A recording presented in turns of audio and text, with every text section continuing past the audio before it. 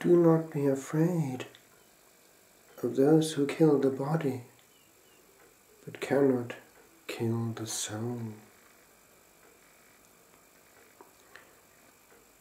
Much of our energy on earth is given to protecting ourselves from those who in any way can harm us on this side.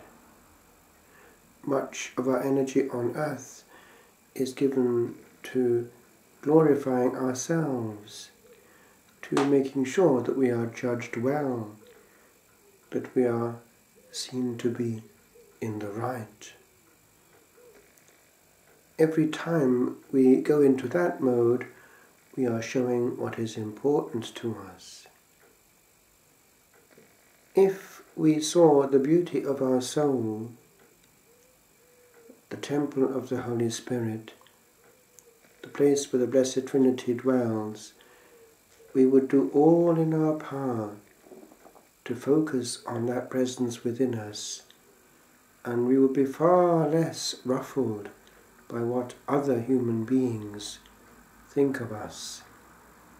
We would see them too as our equals, to be judged one day by that same force that made us. Here the Lord warns who it is that we need to be aware of and truly fearful of.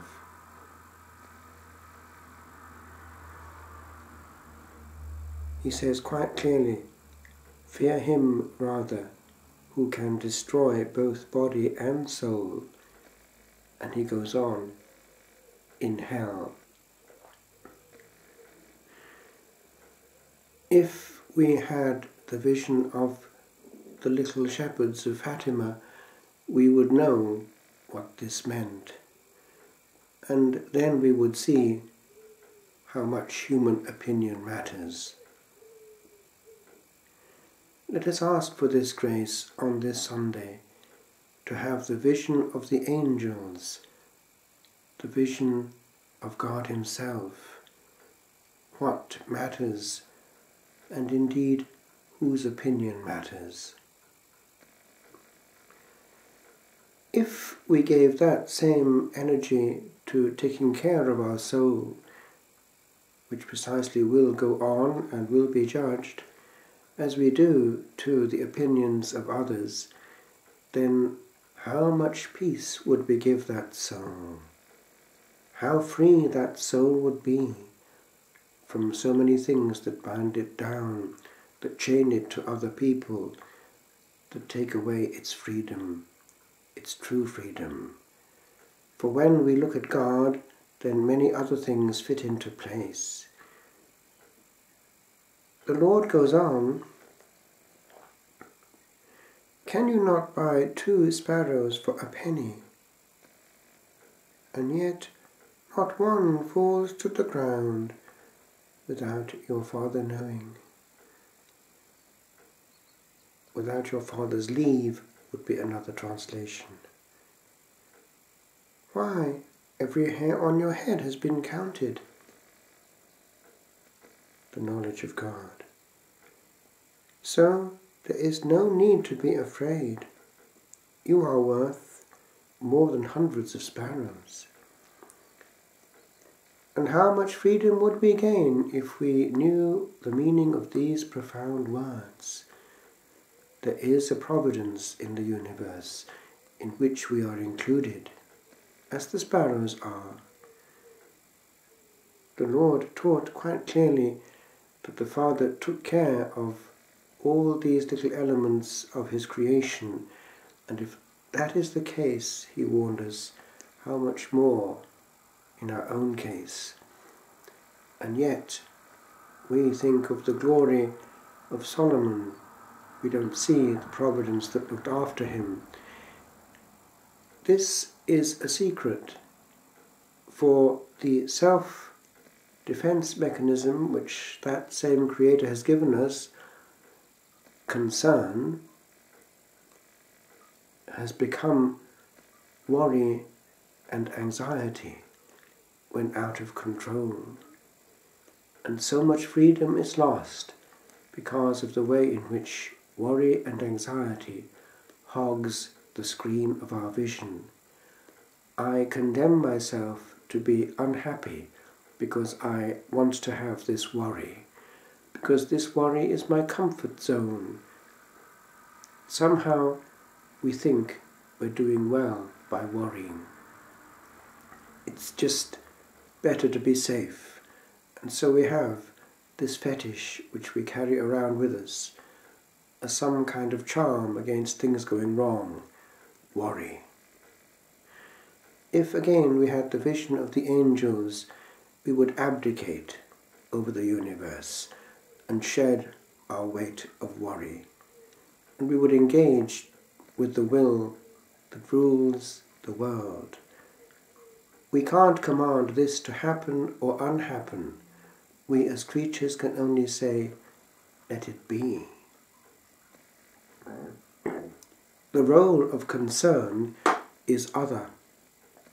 It is to be in some way foreseeing what might happen and not happen, and thereby to prevent, to preempt, to forewarn ourselves by doing now what will stop things going wrong tomorrow.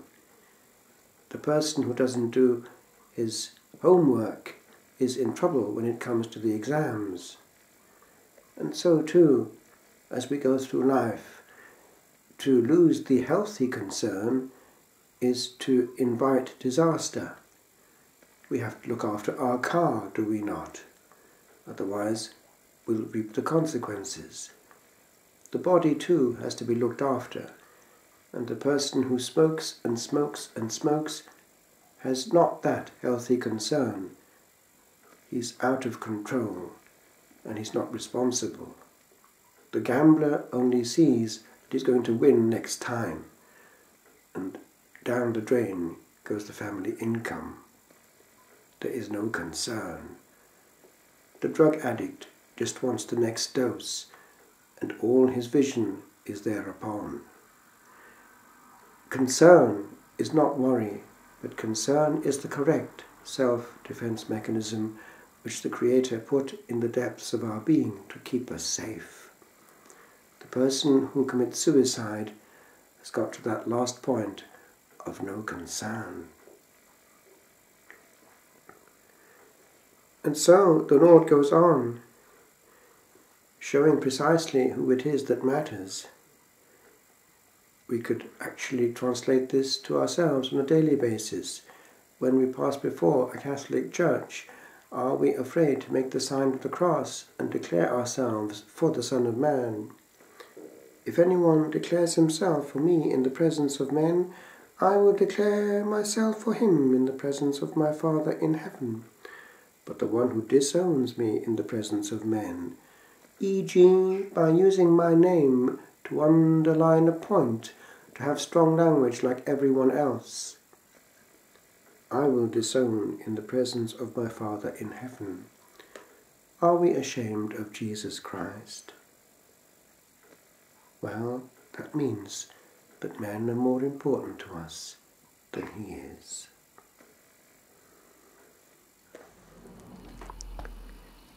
Recevoir. There is but one soul power within the soul of little man. There is alone, mid wrestling brains, one resting place, wherein the moment may be spent and fully known. There is but one small secret here on earth, by which the world is gained, by which the all of all that is may, for its truer worth, be measured and adored.